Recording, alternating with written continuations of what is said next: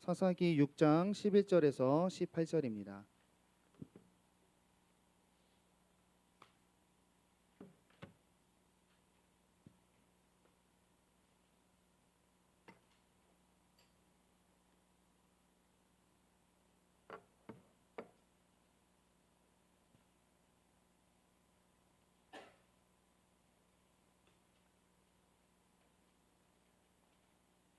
우리 6장 전체를 다 볼 텐데 이제 읽는 것은 11부터 18까지만 할게요. 우리 교독하고 마지막 함께 합니다. 여호와의 사자가 아비에셀 사람 요아스에게 속한 오브라에 이르러 상수리 나무 아래에 앉으니라. 마침 요아스의 아들 기드온이 미디안 사람에게 알리지 아니하려 하여 밀을 포도주 틀에서 타작하더니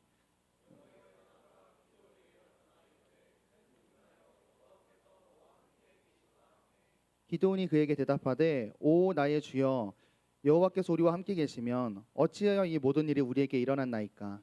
또 우리 조상들이 일찍이 우리에게 이르기를 여호와께서 우리를 애굽에서 올라오게 하신 일이 하신 것이 아니냐 한 그 모든 이적이 어디 있나이까. 이제 여호와께서 우리를 버리사 미디안의 손에 우리를 넘겨 주셨나이다 하니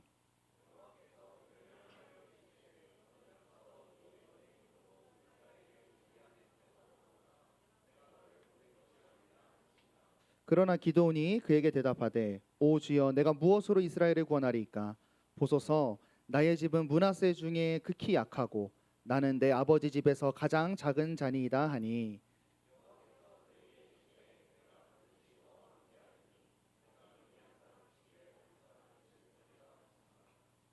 기드온이 그에게 대답하되 만일 내가 주께 은혜를 얻었사오면 나와 말씀하시니가 주 되시는 표징을 내게 보이소서. 내가 예물을 가지고 다시 주께로 와서 그것을 주 앞에 드리기까지 이곳을 떠나지 마시기를 원하이다이다 하니 그가 이르되 내가 너 돌아올 때까지 머무르리라 하니라. 아멘. 우리 지난주는 드보라에 대해서 배웠고 오늘 이제 기드온 배울 텐데 기드온이 내용이 좀 많아서 기드온까지 저희가 배우고 퀴즈 대회를 진행하겠습니다. 저번 주 드보라는 이런 이야기였습니다. 완전히 무너져 있는 이스라엘에 여인 드보라를 사사로 세우셔서 또 이방인 야엘을 들어쓰셔서 하나님의 약속이 이스라엘이 배반했지만 끊어지지 않고 흐르고 있었다라는 것을 보여주었습니다. 그래서 적과 꿀이 흐르는 땅 그 약속이 남아 있다라고 하는 게 지난주 내용이었고요. 오늘은 기드온에 대해서 한번 살펴보겠습니다. 저희가 6장을 보고 있는데 3장에 걸쳐서 이야기가 진행돼요. 그래서 오늘은 기드온을 부르시는 내용이에요. 기드온을 불러서 사사답게 만드시고 갇혀가시는 과정입니다.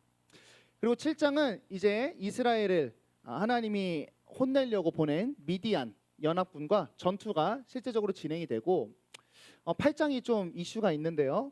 보통 이제 사사들이 정복을 해주고 물리쳐주면 평화롭게 끝나기 마련인데 기드온이 이제 그들을 다 몰아낸 후에 이스라엘 어떤 내부에서 특별한 이슈가 좀 일어납니다. 그래서 이 세 개를 한번 같이 살펴볼게요. 지금 이스라엘 상황입니다. 먼저 1절부터 10절의 상황이 나타나 있는데 저번 주에 살펴본 드보라 이후에 40년간 평화가 찾아왔어요. 40년이 지나고 7년 동안 미디안에 의해서 압제를 받게 됩니다. 근데 7년은 지금 사사기가 진행되면서 이제 어디 나라에게 고통을 당했다 했던 많은 연수들이 있는데 비교적 긴 연수는 아니에요. 되게 짧은 연수 동안 고난에 당했는데 이 미디안에게 당했습니다. 미디안은 광야나 사막에서 돌아다니는 유목민족이에요. 그래서 특정한 나라에 가서 자신들이 이제 곡식이 필요할 때 게릴라처럼 메뚜기 떼처럼 쫙 들어가가지고 토지와 곡식을 약탈하고 이렇게 살고 있는 그런 민족입니다. 이스라엘이 이제 곡식을 이제 막 파송할 때마다 자꾸 얘네들이 와가지고 곡식을 걷어가고 지네들 낙타까지 데리고 와서 밥을 싹 다 먹이고 막 가고 막 이런 식으로 살았어요. 그러니까 이스라엘이 이들이 너무 두려워서 어떤 식으로 버티려고 계획을 짰냐면 2절에 보면 산에다가 웅덩이를 파고 굴을 만들고 산성을 만들어서 미디안이 쫙 들어오면 그걸로 도망가서 피해서 사는 그런 삶을 살게 됩니다. 우린 얘네들이 이렇게 살게 된 모습을 보면서 이런 아이러니를 좀 깨달을 수가 있어요. 하나님의 은혜로 원래 이스라엘이 유목 민족이었거든요. 쫓겨다니면서 나라 없이 살았죠. 하나님의 은혜로 가나안 땅에 정착해서 사는 나라였는데 지금 분명히 하나님의 약속의 땅에 있는데 어떻게 살고 있냐면 유목민처럼 산에다 굴을 만들고 구덩이 파고 이렇게 살게 됩니다. 우리는 이 부분을 통해서 하나님의 백성으로서 이런 메시지를 꼭 가져가야 될 것 같아요. 여러분, 하나님의 백성은 세상 사람과 좀 구별된 부분이 있는데 뭐냐면 삶에서 작동되는 원리가 다릅니다. 여러분, 세상은요 죄의 시스템 안에 들어 있어요. 그래서 죄를 잘 지으면 죄가 나에게 적절한 보상을 해줍니다. 죄를 패면 내가 높아져요. 제 걸 뺏으면 많아져요. 죄를 짓누르면 유명해져요. 이런 죄의 시스템으로 세상은 그곳에서 쳇바퀴처럼 굴러가면서 점점 죽음으로 결론이 되겠죠. 근데 하나님의 백성은 시스템이 달라요. 뭐냐면 하나님의 보호 감찰 안에서 삽니다. 그래서 우리에겐 어떤 일이 발생하냐? 우리가 하나님 믿다가 이런 생각 하잖아요. 아, 내가 진짜 하나님 때문에 많이 참고 사는데 내가 그리스도인만 아니면 진짜 내가 과거 성질대로 하면은 진짜 저 상사 다 꺾어버리고 그냥 원탑 찍을 수 있을 텐데 하면서 하나님을 놓고 살게 되면 잘 살 거라고 생각을 해요. 근데 여러분, 그렇지가 않습니다. 오히려 그리스도인은요 하나님을 떠나면 힘이 점점 빠져요. 그리고 얘네들처럼 웅크러지고 말려들고 어디 숨어서 살 수밖에 없는 쪼그라드는 인생이 됩니다.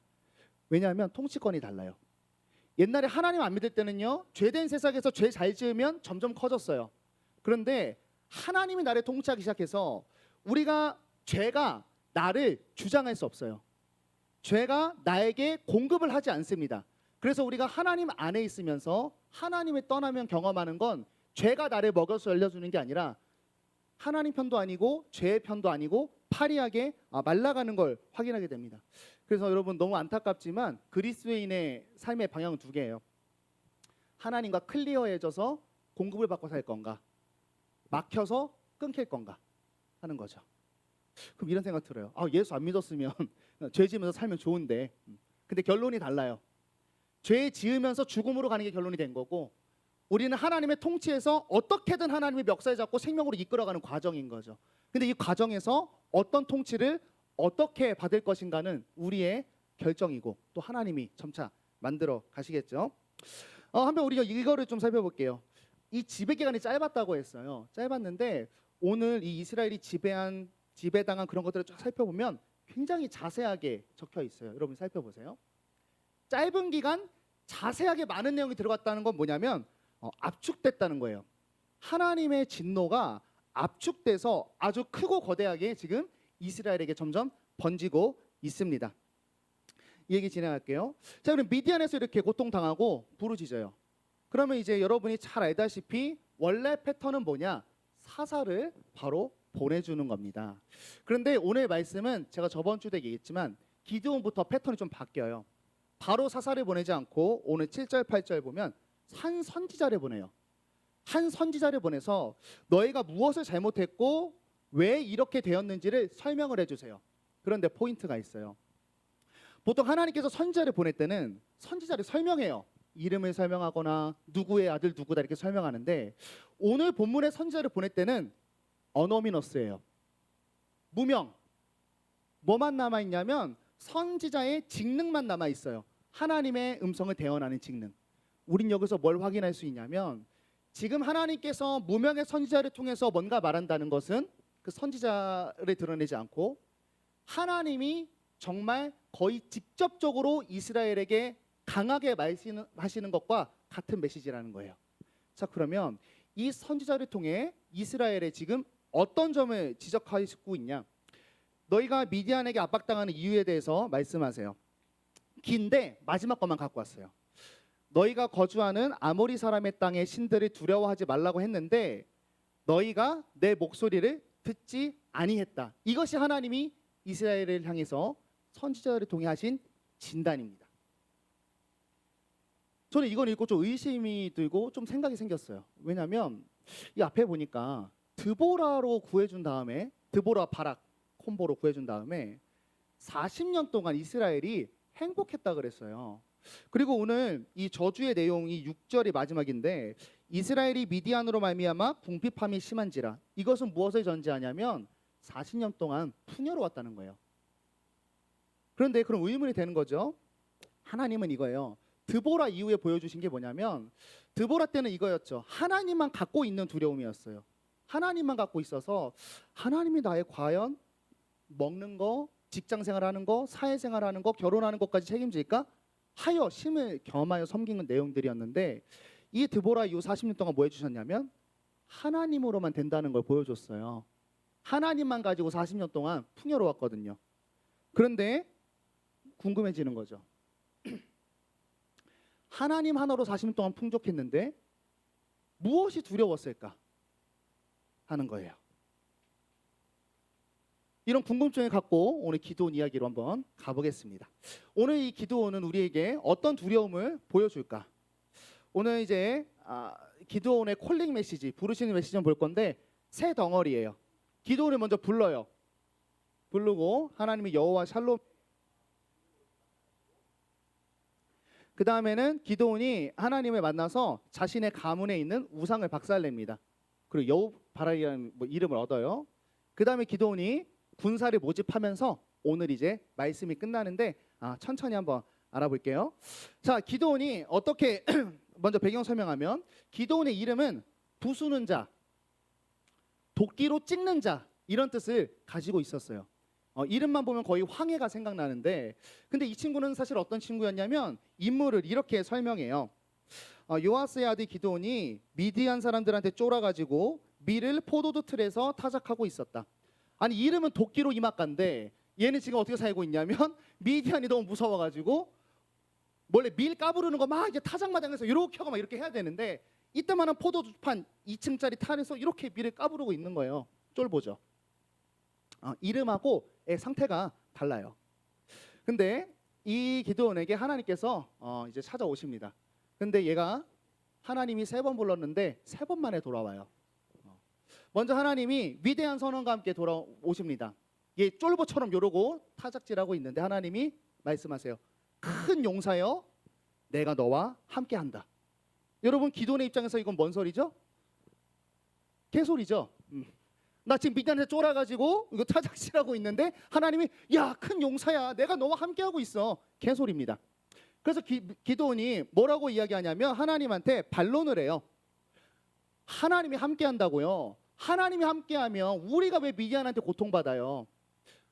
내가 조상들한테 들었어요. 하나님이 우리 구했다며. 그때 막 기적도 일으켰다며. 하나님이 나랑 함께하면 왜 우리나라에 기적이 일어나지 않아요? 하나님은 우리 버린 게 확실합니다. 3가지로 팩트로 하나님을 반박해요. 근데 얘가 모르고 있었던 게 있었죠. 반박의 내용은 사실 너무 옳거든요. 그런데 왜 하나님이 이런 기적이 지금 안 나타나는지 모르고 있었어요.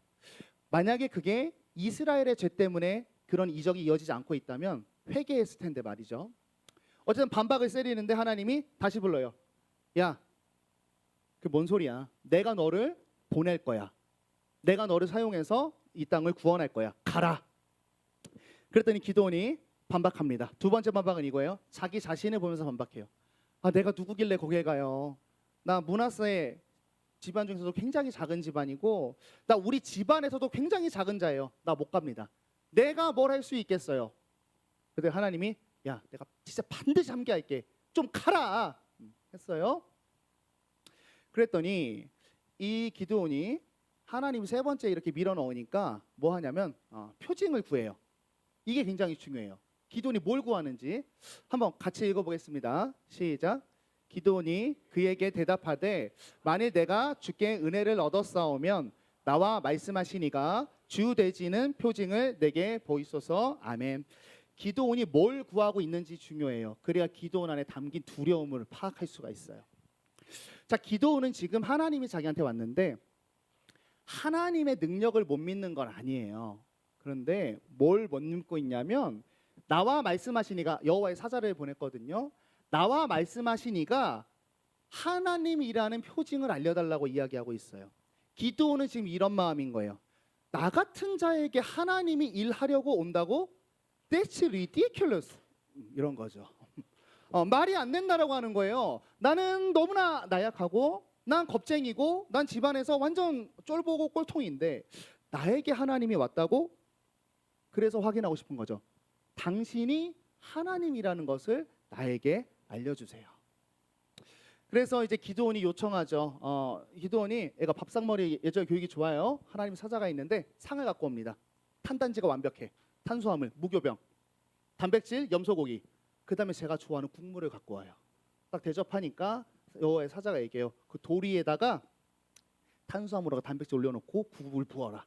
그래서 애가 말을 들어요. 국을 부었는데 그때 여호와의 사자가 지팡이 앞에 쏙 갖다 대니까 불이 그것을 살랐어요. 그리고 여호와의 사자가 사라졌습니다. 왜 사라졌냐면 하나님이라는 걸 알려줬거든요. 이 당시 배경에서 불은 하나님의 임재를 굉장히 상징하는 메타포가 있었어요. 모세 때 그랬거든요.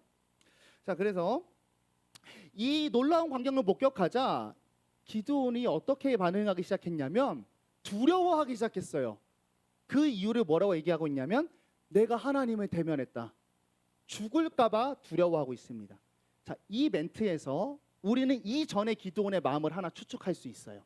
기드온은 여호와의 사자를 만났지만 진짜 여호와께서 보낸 사자라고 생각을 안 하고 있었어요. 왜요? 여호와가 보냈다고 하니까 두려워서 떨고 죽으려 그러잖아. 그 전까지는 내가 마주한 이분이 하나님일 거라고 상상 안 한 거죠. 나한테 올 리는 없거든요. 여러분, 당시에는 이런 통념이 있었기 때문에 기드온이 벌벌 떨었습니다. 먼저 이런 유대교 하나님을 믿는 종교 측에선 이런 통념이 있었어요. 하나님은 온전하고 절대적인 거룩과 순수와 완전이기 때문에 죄인인 우리가 그 곁에 가면 버틸 수 없어서 우리 죽는다. 이런 통념이 있었어요. 빛이 오면 어둠이 존재할 수 없듯이.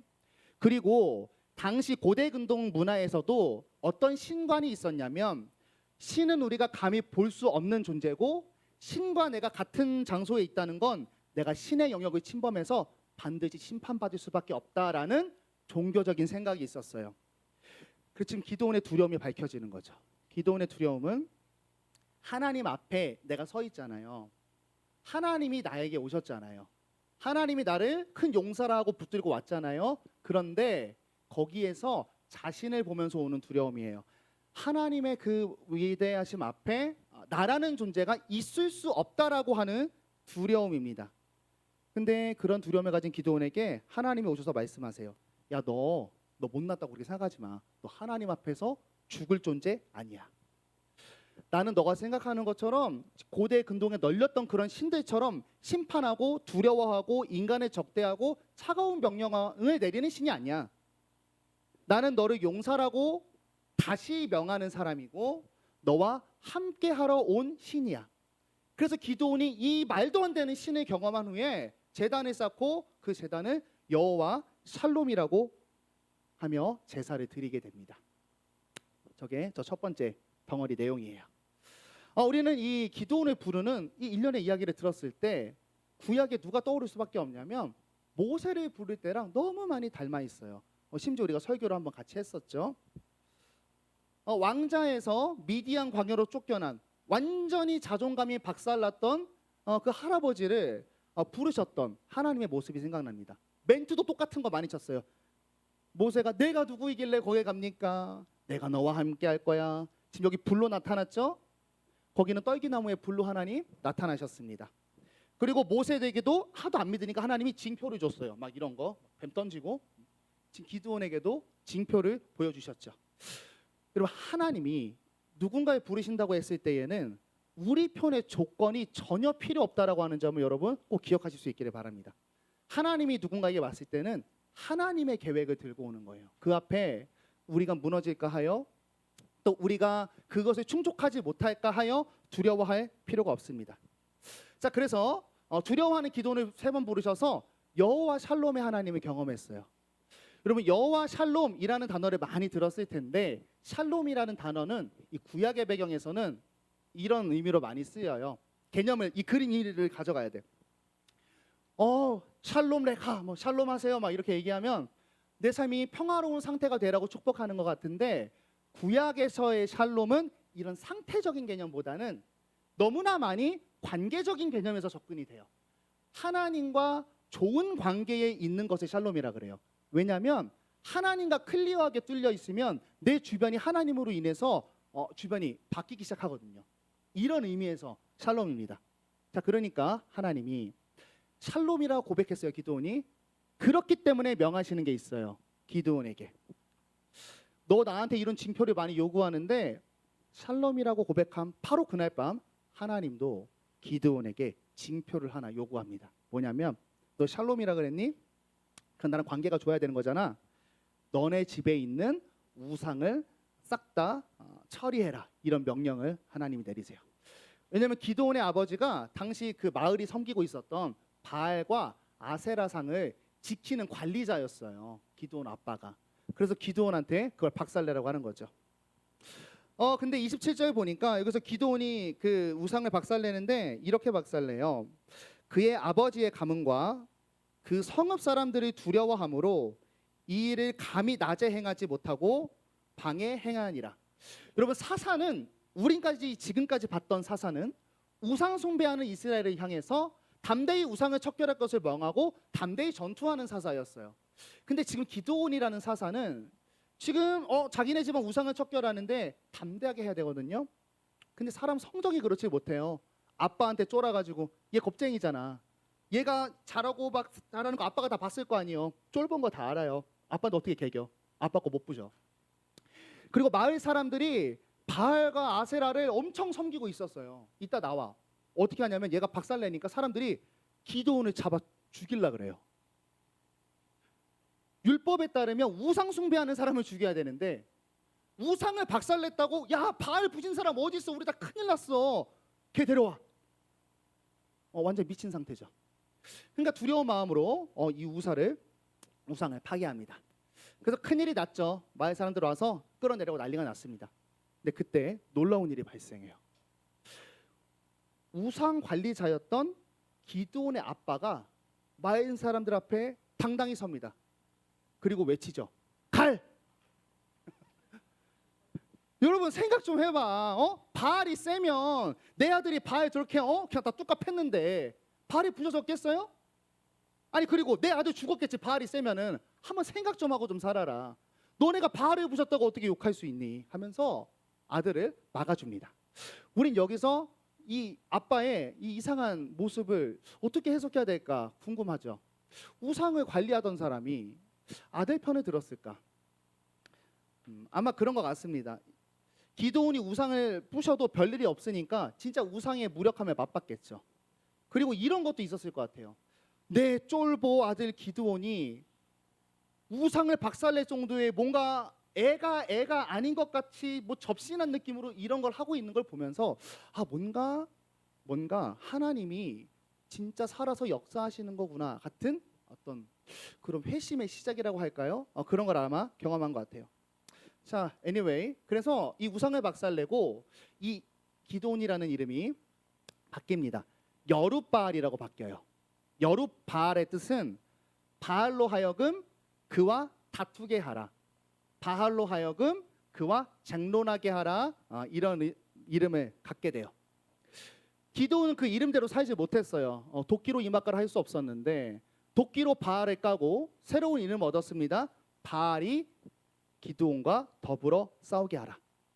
여러분, 이 지금 당시에는요, 마을 사람들의 모습만 봐도 그렇지만 사람들이 바알과 아세라를 섬겼고 심지어 두려워하고 있었어요. 그래서 바알 박살냈을 때 호들갑 떠는 거죠. 근데 그 마을 중에서도 제일 두려밍스트였던 기드온이 지금 진짜 용사가 되었고, 여룻바알의 뜻이 결국 뭐예요? 바알 담당 일진이에요. 바알이 오면 기드온과 싸우게 해라 이거예요. 이 나라를 우상 숭배로 만들었던 바알을 기드온에게 맡기는 그런 이미지를 얻게 됩니다. 자, 마지막 장면. 그래서 이제 기드온이 어쨌든 겁쟁이 불러다가 조금 성장하는 것 같아요. 그리고 이제 미디안과 전쟁을 하기 위해서 이제 마지막 전수태세를 갖추고 오늘 말씀이 마무리되는 거죠. 34절에 보면 이런 말씀이 있어요. 이제 미디안과 아말렉과 동방 연합군들이 이스라엘 골짜기에 진을 쳤는데 34절에 여호와의 영이 기드온에게 임하시니 이렇게 나와 있어요. 하나님의 영이 임한다 그러니까 우리는 약간 뭔가 그 구척장군 나오는 최근에 그 영화 아나요? 무덤 파는 거 막 그런 거. 거기에 나오는 그 연기 잘하는 사람처럼 뭔가 성령이 임했으면 그렇게 접신하는 개념으로 생각하는데 이 성령이 임했다라는 이 단어의 표현은 뭐냐면 옷을 입다라는 표현이 있어요. 옷을 입다. 성령이 입혀진 거예요. 여러분 이 이미지를 우리가 잘 가져가야 돼요. 이게 너무 중요해. 하나님께서 사람을 통해 이 땅에 하나님의 일을 흐르게 하시는 방법이 있어요. 그게 뭐냐면 하나님의 영을 덧입게 하시는 겁니다. 여기에는 어떤 중요한 메시지가 있냐면 우리가 어떤 모양이든 어떤 못난이든 상관없이 우리의 모습 그대로에 성령 하나님을 입혀서 하나님이 일을 진행하신다라고 하는 거예요. 자, 그런데 끝. 기드온이 이 정도 하나님이 많은 거 보여줬으면 그냥 갈만해요. 성령도 임했고. 그런데 또 사인을 구해요. 이 사인은 간단합니다. 양털을 타작마당에 딱 이렇게 놓고 먼저 제시해요. 하나님, 징표 하나만 더 보여주세요. 내일 이제 새벽에 이슬이 오잖아요. 올 때 양털에만 이슬이 묻고 옆에 없게 해주세요. 먼저 제시해요. 하나님이 들어줬어요. 그래서 하나님 믿으려고 생각했는데 기드온이 똑똑해요. 여러분 상식적으로 솜이 있고 물이 오면 습기가 솜으로 들어가겠죠? 이런 생각을 했겠죠. 이거 그냥 자연현상일 수 있겠구나. 그래서 하나님한테 얘기해요. 하나님 진짜 너무 죄송한데 화내지 말고 한 번만 더 할게요. 양털 빼고 옆에 주위에만 물 좀 있게 해주세요. 그래서 하나님이 이 두 번째까지 들어줍니다. 자, 먼저 이야기는 잘 마칠게요. 마치면서 우리가 이 기드온의 스토리를 딱 볼 때 여러분이 하나님을 사랑한다면 또 여러분이 조금 가부장적인 저 같은 사람이라면 숨겨왔던 질문이 하나 떠오르게 됩니다. 기드온이 아까부터 굉장히 건방집니다. 뭐냐면 하나님을 잡고 이 테스트하는 느낌 아주 굉장히 건방지죠. 그리고 웃긴 건 하나님이 또 그거 다 응해줘요. 그래서 이런 생각을 하는 거죠. 이런 식의 신앙생활을 해도 되나? 뭐 이런 거예요. 뭐 아침에 하나님께 기도. 하나님 제가 오늘 문 밖에 나갔을 때 남자가 먼저 보이면 오늘 하루가 잘 풀리고 여자가 먼저 보이면 하루가 안 풀린다고 생각할게요. 하나님 버스를 타는데 빈자리가 있다면 나는 오늘 이 버스를 앉아러 가면서 찬양을 드리면서 갈게요. 빈자리 있나 없나 찾고. 이렇게 하나님과 뭔가 딜을 하고 뭔가 표징을 구하는 이런 신앙생활 괜찮은가? 이 부분에 대해서 제가 한 목사님의 설교를 들었는데 그냥 그게 난 가장 이상적으로 맞는 것 같아요. 이건 마치 이것과 같은 거예요. 약 먹고 살래, 밥 먹고 살래. 다르게 얘기하면 이렇게도 한번 얘기할 수 있겠어요. 어떤 사람이 너무 비만이 돼가지고 성인병에 걸려서 죽을 위기에 처해 있습니다. 의사가 와서 얘기해요. 식이요법하고 운동 좀 하세요. 근데 그걸 할 수 없는 실력이야. 그래서 뭐 해주는 거예요? 지방흡입 해주는 거죠. 여러분 하나님이 우리에게 이런 초월적으로 역사하실 때가 있어요. 근데 그것은 우리가 너무나 어리거나 너무나 말을 안 듣거나 너무나 긴급할 때 이렇게 하세요. 바울한테도 환상을 보여줘서 마게도냐로 건너가게 해요. 계속 말했는데 말 안 들으니까. 오늘 여러분 기드온의 믿음도 사사라고 불러놨지만 변변찮지 않아서 하나님이 이 두려움 때문에 나오지 못하는 기드온을 이런 표징으로 아이다르시듯이 계속 길러가는 겁니다. 이걸 어디서 확인할 수 있냐면 지금까지 우리가 함께 살펴본 내용을 통해서도 알 수 있지만 이 사사기 6장이 흘러가는 이 단어 속에서 하나 포착할 수가 있어요. 이 사사기 저자는 계속해서 하나님이 기드온에게 하시는 일을 얘기할 때 여호와라는 단어를 써요. 근데 기드온은 계속해서 하나님을 뭐라고 부르냐면 하나님이라고 불러요. 그래서 우리가 하나님과 여호와에 대한 이야기를 하나만 나눠보고 가볼게요. 여러분 하나님은 그냥 쉽게 생각하면 갓이에요. 갓. 전능한 사람, 뭐 세상을 만든 사람, 또 세상을 운행하는 절대자. 갓. 그래서 히브리어로 엘로힘이라고 합니다. 그런데 여호와라는 단어가 있어요. 이것은 언제부터 쓰이냐면 하나님이 이스라엘과 정식적으로 백성을 맺고 난 다음부터 자주 쓰이는 하나님을 지칭하는 단어예요. 모세를 보내실 때. 여호와는 고유명사입니다. 하나님의 이름이 여호와예요. 나는 스스로 있는 자다라는 뜻이죠.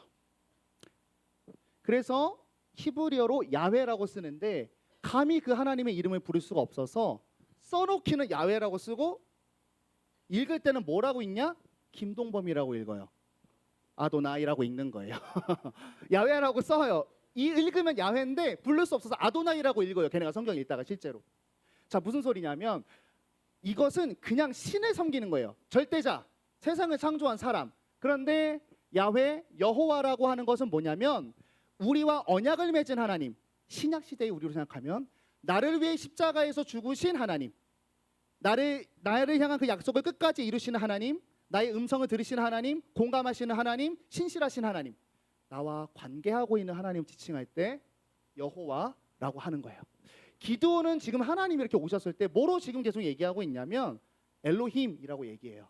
그냥 절대자로. 근데 하나님은 지금 그런 기드온의 연약함 때문에 뭐로 다가오시냐면 여호와로 다가오세요. 우리는 그래서 이 관계를 통해 뭘 볼 수 있냐면 기드온의 두려움, 또 연약함, 또 하나님에 대한 바른 이해가 없음에도 표징을 보이시면서 계속해서 뭐로 오시는 거예요?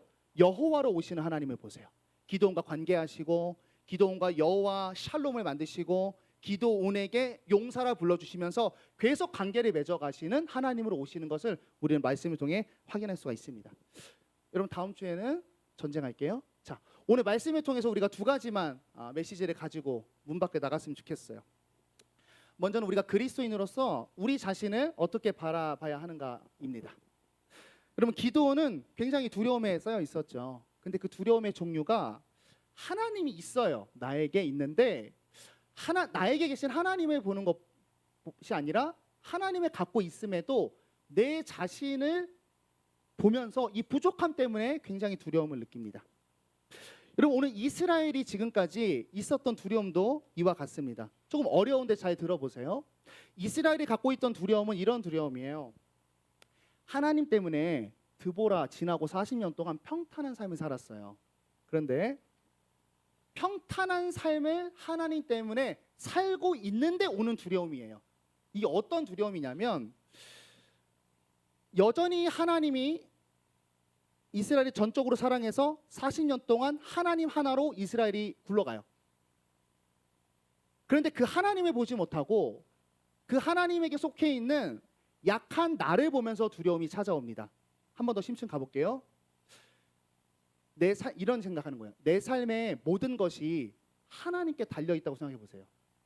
내가 지금 살고 먹고 자고 있는 게 다 하나님한테 달려 있어요.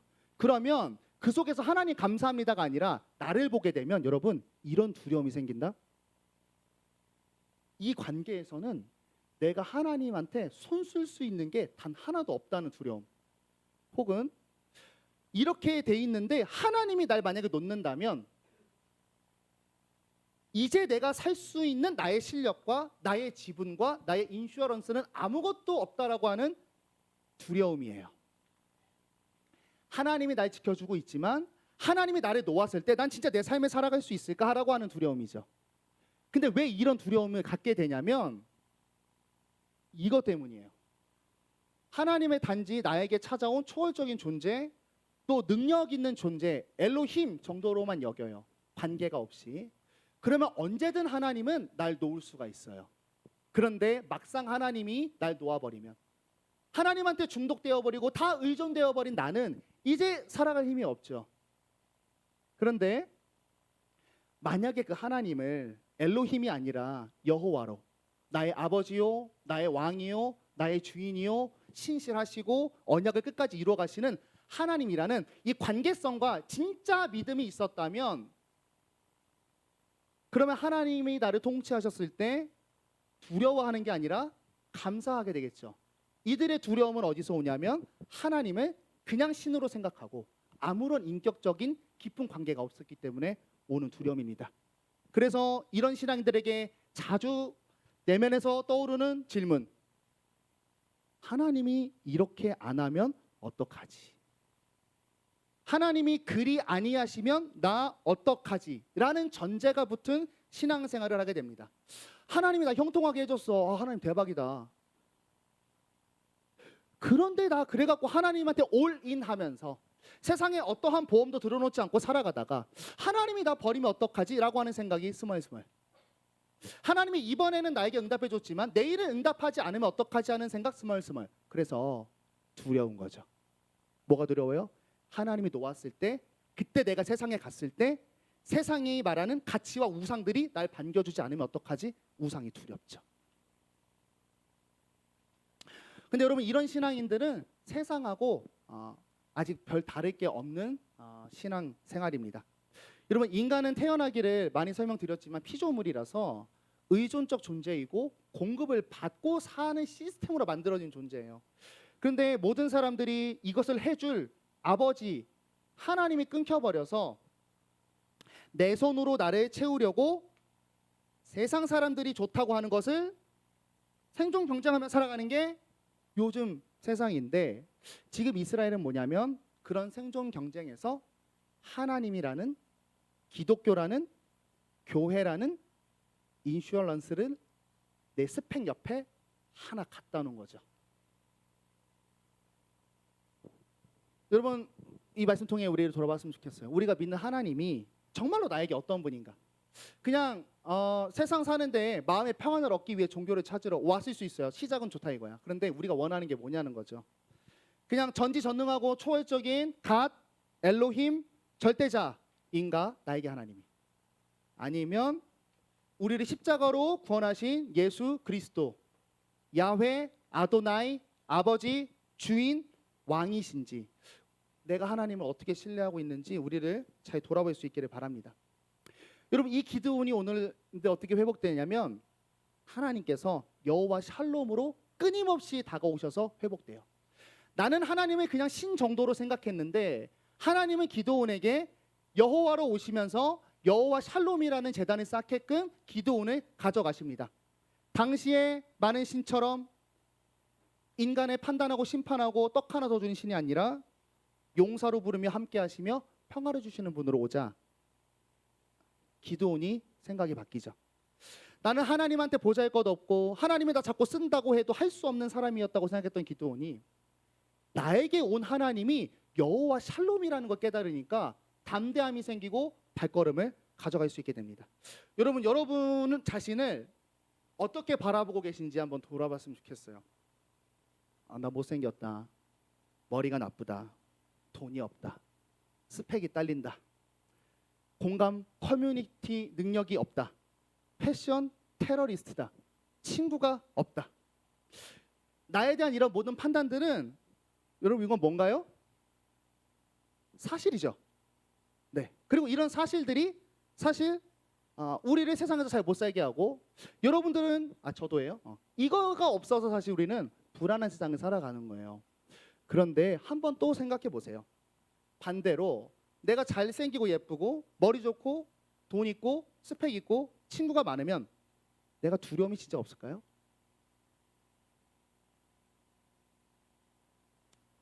세상이 좋다고 하는 그런 우상과 가치들이 정말로 우리 인생을 형통하게 하고 잘 풀리게 하고 남들에게 선한 영향을 끼치고 남들에게 존경받고 나 스스로 기뻐하고 생명을 보장할 수 있을까요?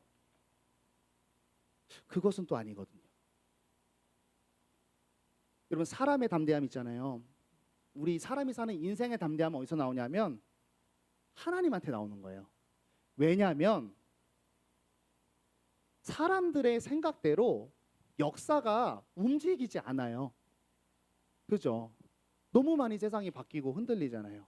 철학 사조도 계속 바뀌죠. 가치도 계속 바뀌죠. 코로나 이후로 바뀌죠. 코인 이후로 바뀌죠. 대통령 바뀌면 바뀌죠. 계속 바뀌어요. 그래서 여러분, 우리가 내 자신을 판단할 때 혹시 세상의 잣대로 기드온처럼 난 우리 집안에서 작은 사람이에요, 우리 가문은 막내 가문이에요, 그런 걸로 내 자신을 판단하고 계셨다면 사람들의 기준으로 역사가 흘러가지 않는다는 것을 마음에 꼭 품으시고, 하나님의 잣대로 우리를 돌아볼 수 있기를 바랍니다. 왜냐하면 역사가 하나님 뜻대로 흘러요.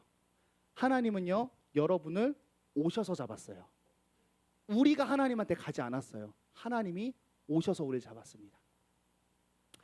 그 하나님이 자기 아들을 죽이기까지 우리를 사랑하시고 그 하나님이 우리에게 성령으로 동행하셔서 세상에 또 밀어넣으시고 그 하나님이 우리라는 그리스도인을 통해서 빛과 소금으로 세상을 밝히기 원하십니다.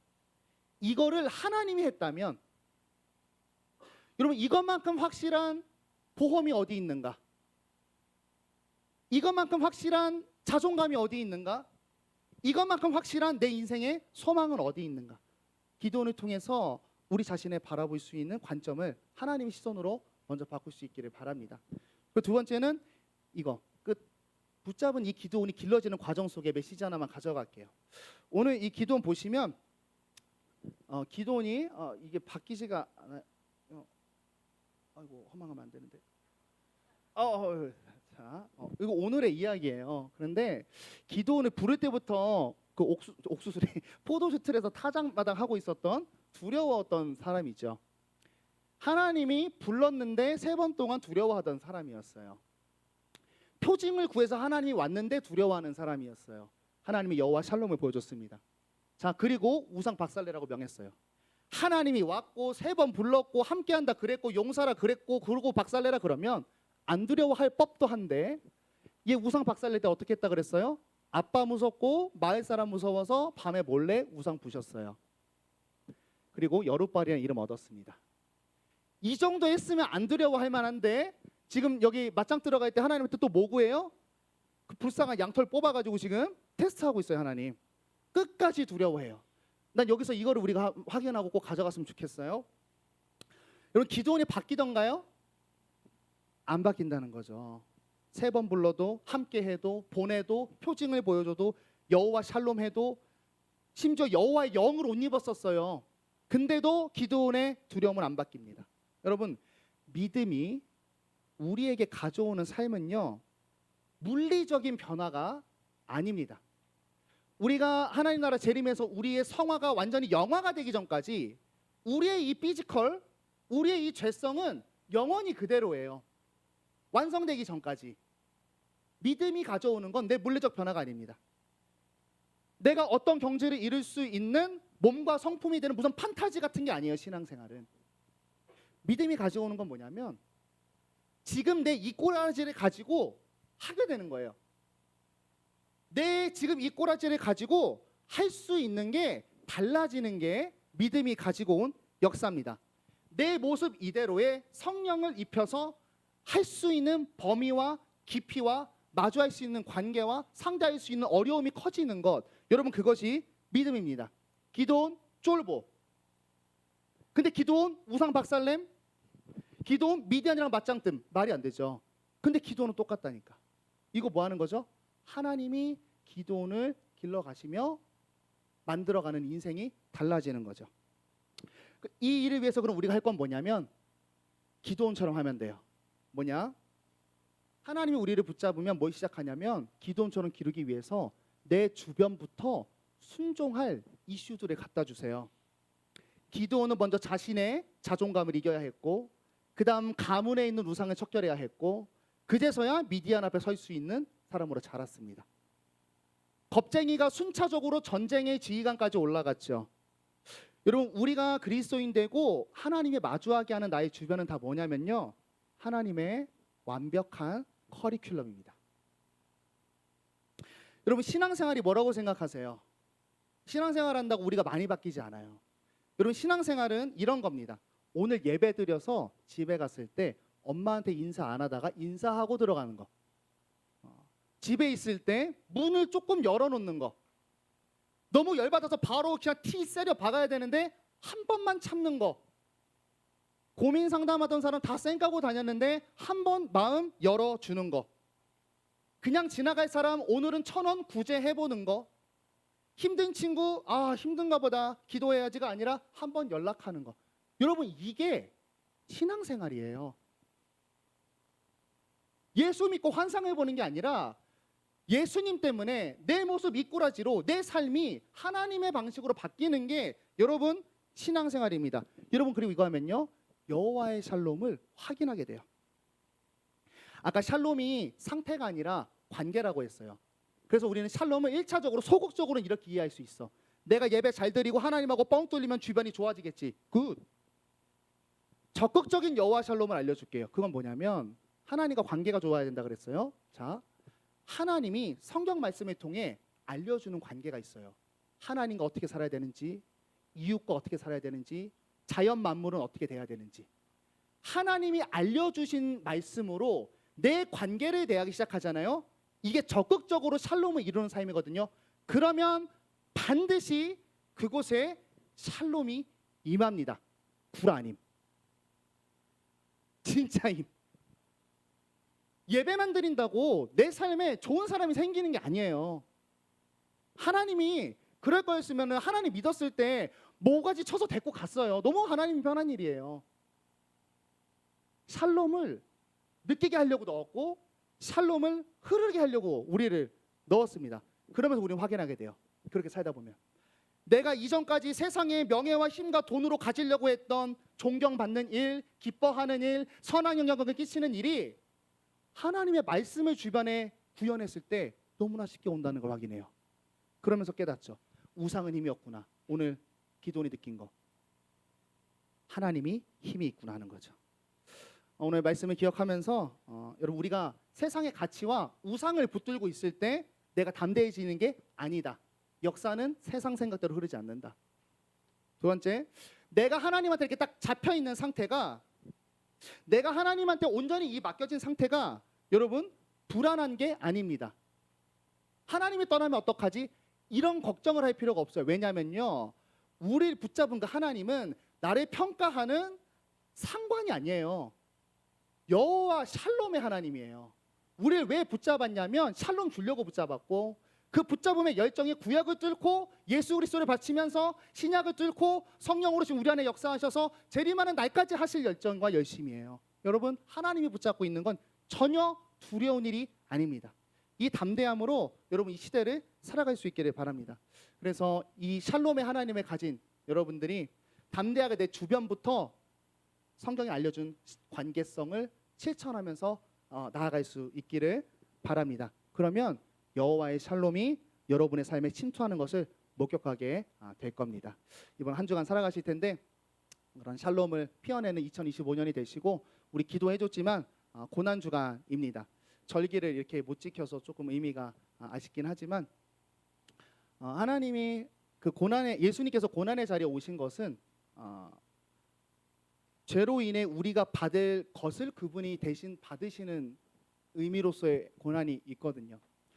우리가 기도원같이 작고 연약한 우리를 위해, 그 한 명을 위해, 그 겁쟁이를 위해 예수님께서 고난을 받으시며 십자가를 이루시러 가는 이 귀한 한 주가 우리에게 샬롬을 주시려고 하는 그 하나님의 열정을 함께 묵상하는 그런 한 주가 또 될 수 있기를 바랍니다. 귀한 샬롬을 경험하는 청년부 되기를 축복합니다. 우리 찬양하겠습니다.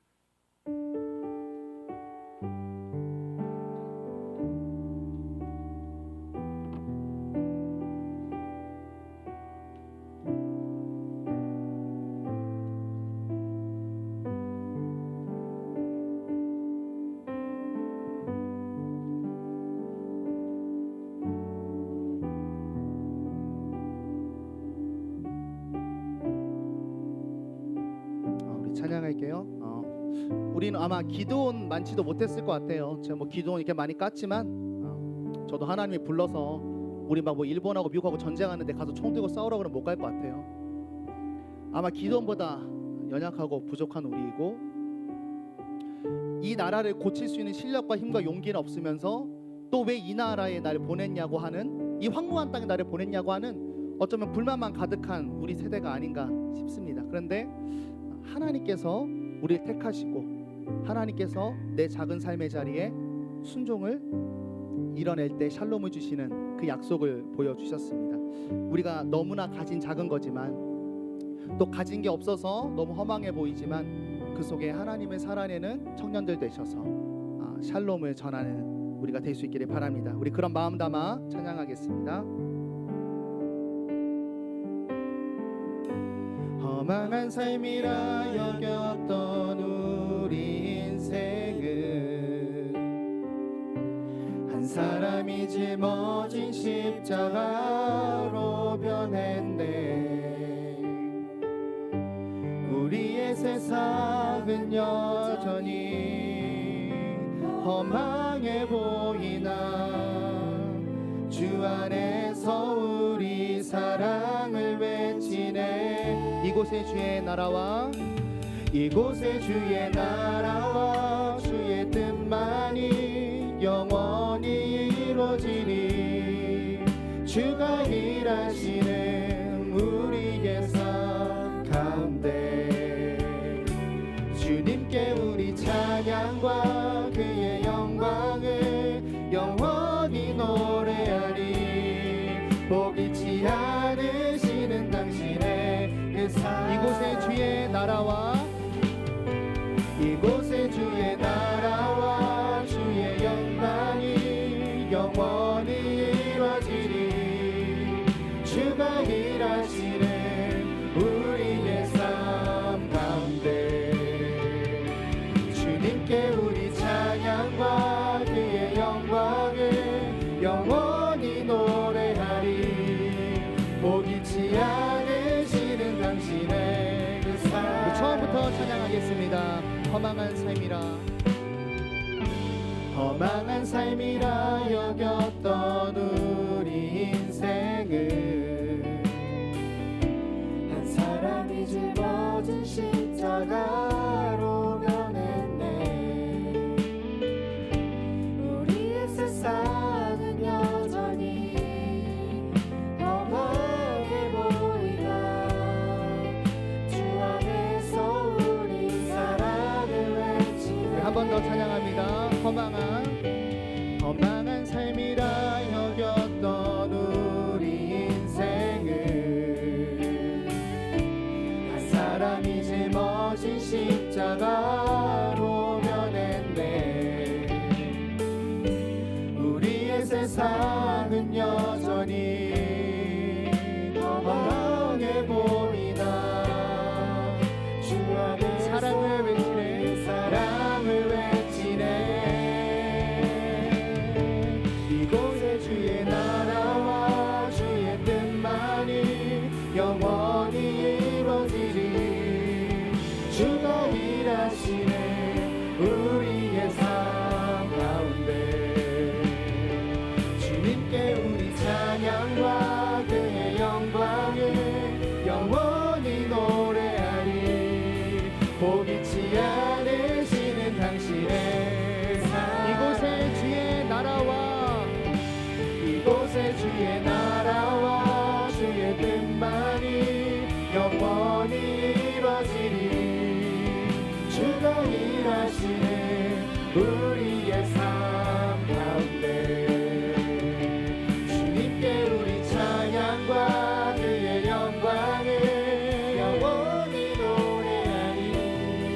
보이지 않으시는 황폐한 여러분의 삶에 하나님의 샬롬을 전하기 원합니다. 이곳에 주의 나라와 주의 뜻만이 영원히 이루어지리. 주가 일하시는 우리의 삶 가운데 주님께 우리 찬양과 그의 영광을 영원히 노래하리.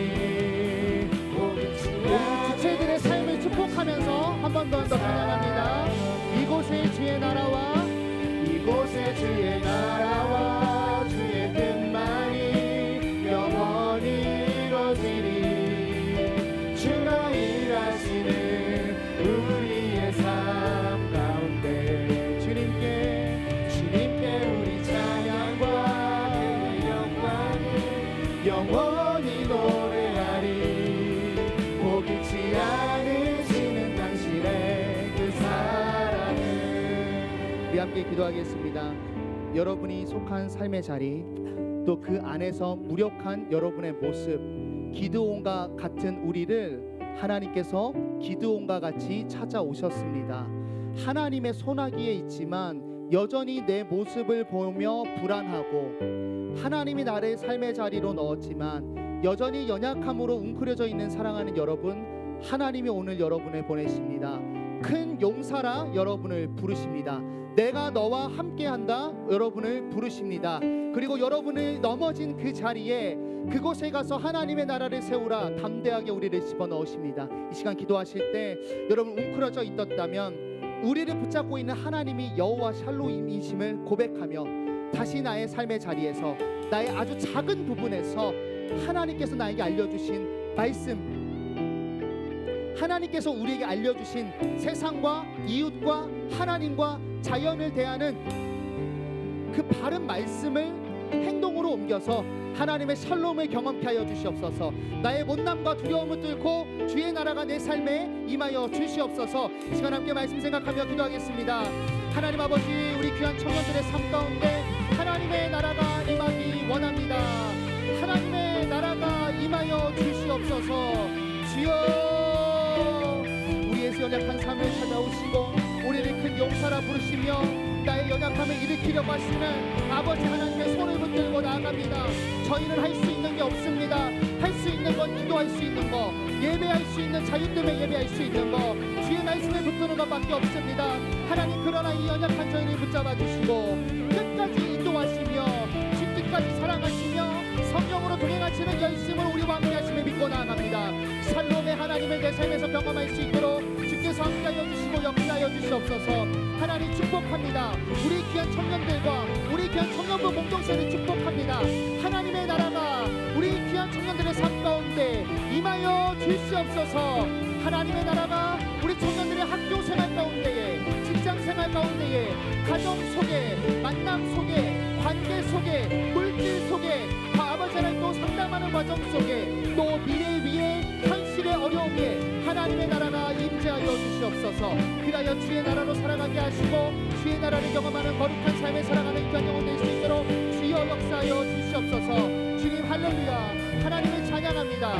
할렐루야, 샬롬으로 오신 주님을 노래합니다. 이 시간 우리의 개개인의 삶에 붙들어 주시옵시고 하나님의 샬롬과 열정으로 우리의 삶에 붙들어 주시기를 원합니다. 우리 삶 가운데 역사하신 주님을 기대하며 오늘 하루를 또 사랑합니다. 하나님을 사랑하고 이웃을 사랑하는 주의 샬롬의 도구가 될 수 있도록 주께서 역사하여 주시고 함께하여 주시옵소서.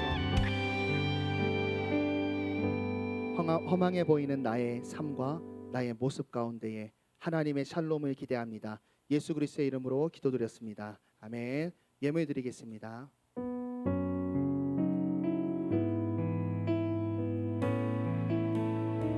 고백하겠습니다. 내 삶은 주의 것, 내 삶은 주의 것, 온전한 신뢰를 주께 드리네. 보이지 않아도 믿음으로 걷네. 주 영광 바라보며 주만 따르네. 하나님, 예물과 함께 드린 고백 찬양에 담았습니다. 저희 삶이 모두 주의 것임을 고백합니다. 하나님께 맡기었으니 여호와 샬롬의 하나님께서 우리의 인생을 친히 주장하여 주시옵소서. 귀한 예물이 하나님의 나라를 내 삶에, 하나님의 나라를 이 땅에 세워가는 일을 위하여 귀하게 쓰임받기를 원합니다. 예수 그리스도의 이름으로 기도드렸습니다. 아멘.